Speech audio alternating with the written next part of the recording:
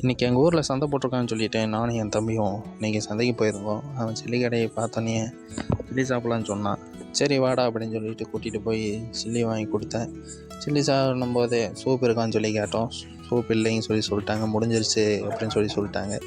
சரின்னு சொல்லிவிட்டு நாங்கள் இங்கே இருக்கிற சில்லி சொன்னோம், சிக்கன் சில்லி சொன்னோம். 100 கிராம் 30 ரூபான்னு சொன்னாங்க. சரி வாங்கினோம், வாங்கி சாப்பிட்டு சரி சூப் இல்லைன்னு சொன்னீங்க, மீன் கேட்டோம். சரி மீனும் கொடுத்தாங்க. சாப்பிட்டதுக்கப்புறம் வாங்கிக்கணும்னு சொல்லிட்டோம்.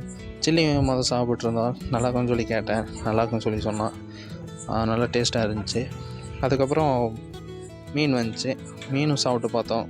மீனும் சூப்பராக இருந்துச்சு. அதுக்கப்புறம் சந்தையை முடிச்சுட்டு நான் என் தம்பியும் கிளம்பிட்டோம்.